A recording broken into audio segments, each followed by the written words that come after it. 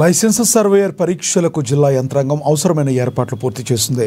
ఆదివారం పరీక్ష జరగనున్న నేపథ్యంలో అభ్యర్థులకు ఇబ్బందులు కలగకుండా తగు చర్యలు తీసుకుంటున్నారు.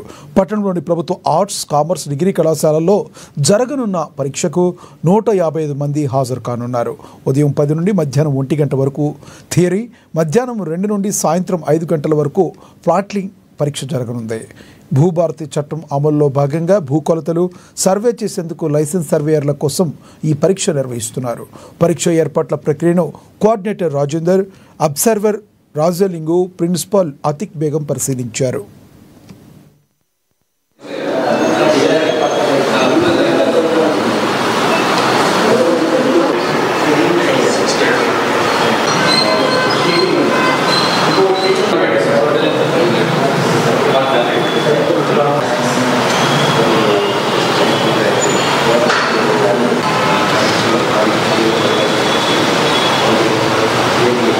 రేపు ప్రభుత్వము లైసెన్స్డ్ సర్వేయర్స్ ఎగ్జామినేషన్ డిగ్రీ కాలేజీలో కండక్ట్ చేయబడుతుంది. ఈ ఎగ్జామినేషన్ థియరీ 10 గంటల నుంచి 1 గంట వరకు ఉంటుంది, మరియు 2 గంటల నుంచి 5 గంటల వరకు ప్లాటింగ్ అనేది ఉంటుంది. ఈ ఎగ్జామినేషన్ ను రూమ్ కు 24 క్యాండిడేట్స్ చొప్పున 155 మంది క్యాండిడేట్స్ కు దీంట్లో ఎగ్జామినేషన్ సెంటర్ కు ఏర్పాటు చేయడమైంది. దీనికి సంబంధించిన ఏర్పాట్లన్నీ ఇప్పుడు పర్యవేక్షించడం జరుగుతుంది. దీనికి సంబంధించిన క్యాండిడేట్స్ ఏదైతే స్కేల్స్, క్యాల్కులేటర్ గవర్నమెంట్ ఇచ్చిందో అది మాత్రం తీసుకురావాలి.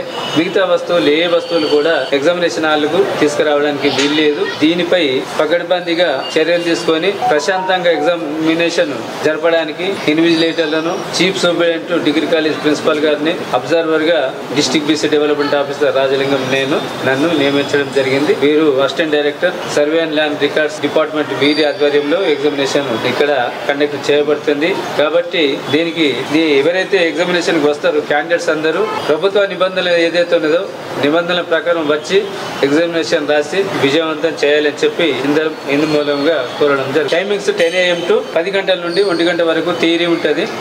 లోపలికి 9:30 నుంచి క్యాండిడేట్స్ రూమ్లకు అలౌ చేస్తాం. ఎందుకంటే వాళ్ళు నెంబర్స్ కానీ అవి మొత్తం వెరిఫై చేసుకోవడానికి, రూమ్ వెరిఫై చేసుకోవడానికి 9:30కే ఎగ్జామ్కు అలౌ చేస్తాము. 10 o'clock కరెక్ట్ ఎగ్జామినేషన్ స్టార్ట్ అవుతుంది. నిమిషం నిబంధన ఏమైనా టైం అయితే 10 అంటే 9:30కి ప్రిమిసెస్లో ఉండాలి.